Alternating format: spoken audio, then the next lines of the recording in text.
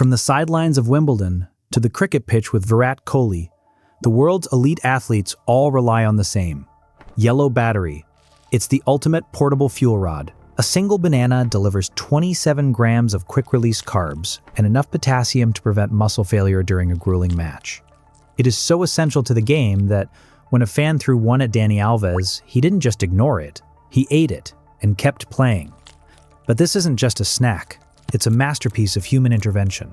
Behind that 20-cent fruit is a $146 billion global empire. Every year, 20 million metric tons of bananas move across the ocean in a high-stakes race against time. They live in a Goldilocks zone, kept at exactly 13.5 degrees Celsius inside specialized reefer containers. Drop 1 degree and the crop is dead. Rise 1 degree and it rots before it ever hits the shelf. But right now, a silent, unstoppable pandemic has just breached the heart of the world's export engine. We are witnessing a biological apocalypse for the fruit we love, and the window to save it is slamming shut. Today, we're peeling back the high-tech logistics and the desperate war to stop the total extinction of the world's most important snack.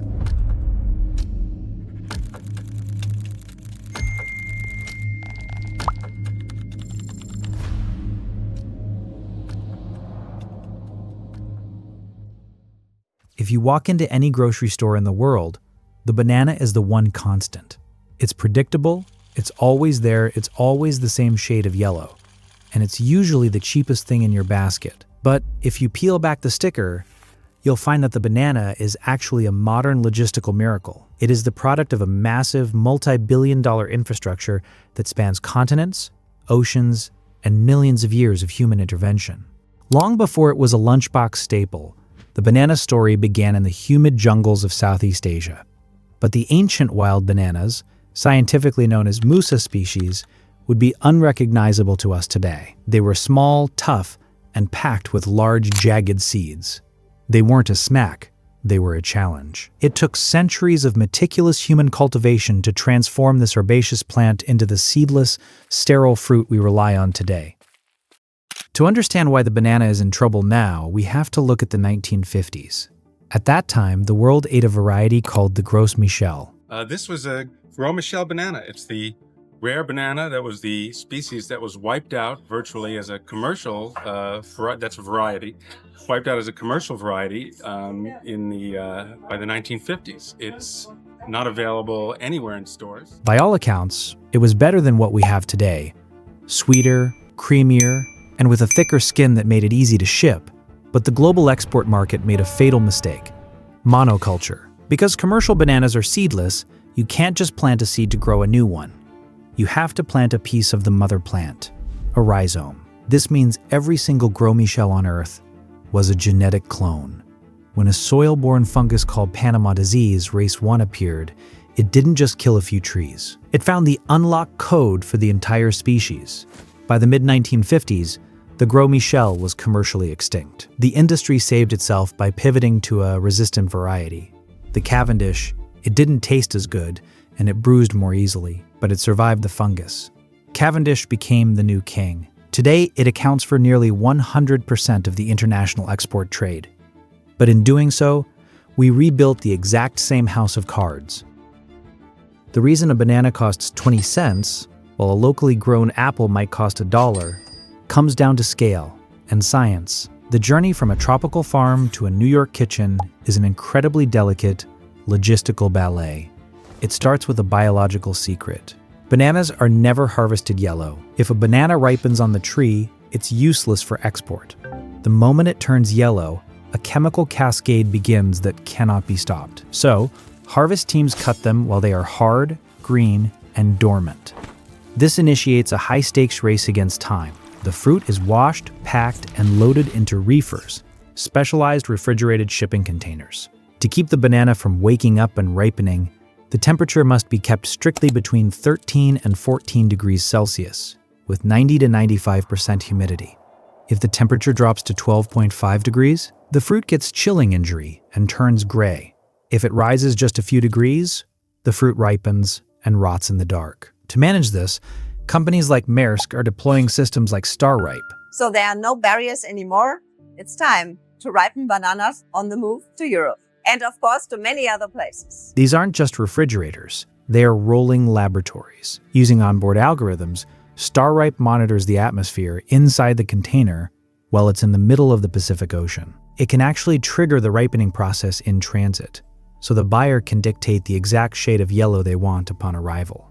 This tech has slashed greenhouse gas emissions by 50% by eliminating the need for massive ripening rooms on land.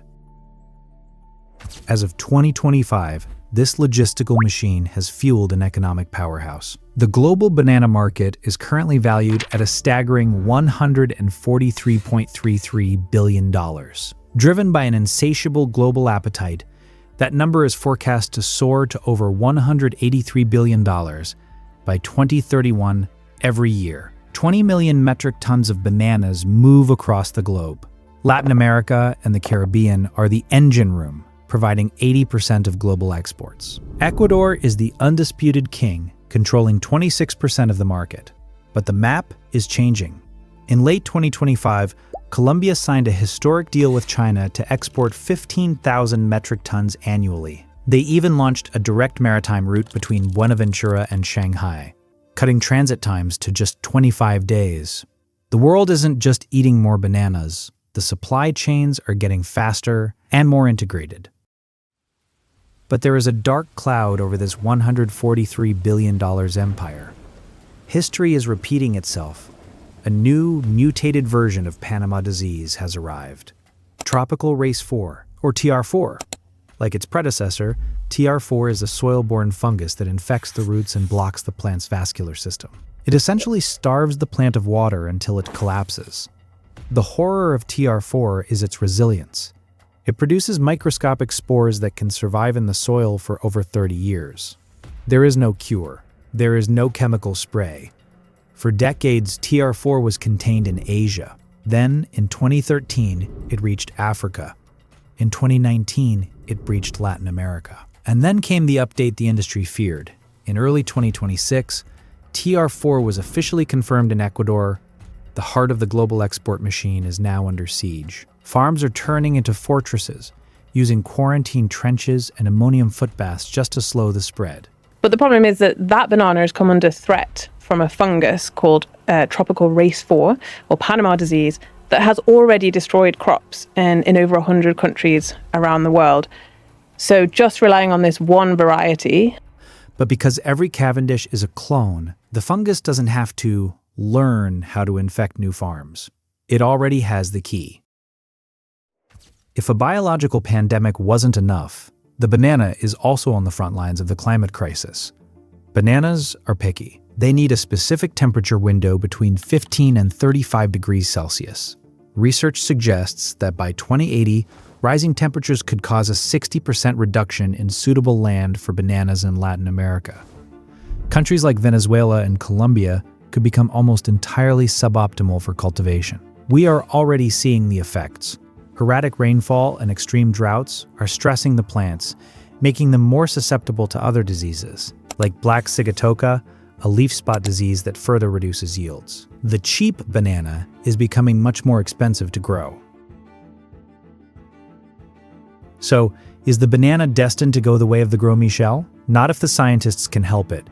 In labs across the globe, we are seeing a monumental breakthrough in banana defense. Researchers recently mapped the exact genetic resistance to TR4, to chromosome 5, of a wild banana known as Calcutta 4. Now, you wouldn't want to eat a Calcutta 4. It's full of seeds, but its DNA is a gold mine. By mapping this resistance gene, breeders finally have a roadmap to create a super Cavendish, a banana that tastes like the one you love, but possesses the immune system of a wild jungle plant. In Taiwan, they've already developed the Tai Chow No. 1, a TR4-resistant clone that is being exported to help farmers coexist with the fungus. We are literally recoding the future of the fruit, in real time.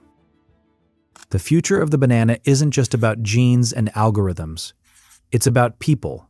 The cheap price of bananas has historically come at a high cost to workers and the environment. But a revolution in sustainable agriculture is taking hold. The organic banana market is projected to hit $2.42 billion by 2031. Consumers in North America and Europe are increasingly choosing fair trade certified fruit. These premiums aren't just marketing, they provide smallholder farmers with a financial cushion. That money is being used to build the very biosecurity measures needed to fight TR4 and the climate mitigation tools needed to survive droughts. In Ecuador, plantations are swapping out toxic pesticides like chlorpyrifos for biological controls. This doesn't just make the fruit safer, it cuts the carbon footprint of your morning smoothie by 20%. The journey of the banana from an ancient, seedy jungle plant to a $143 billion global commodity is a story of human ingenuity. We took a difficult fruit and turned it into the world's most efficient source of energy, but we also made it vulnerable. By prioritizing consistency over diversity, we created a pipeline that a single fungus can shatter. As we move deeper into 2026, the banana industry is at a crossroads. Its survival depends on our ability to embrace genetic diversity, invest in the people who harvest the fields, and respect the delicate biological balance of the tropics. The global banana pipeline is fragile, yes, but through science, better logistics, and a shift toward ethical farming, the seeds of hope have already been planted. The next time you grab a banana from your counter, remember, you're not just eating a snack, you're holding a survivor.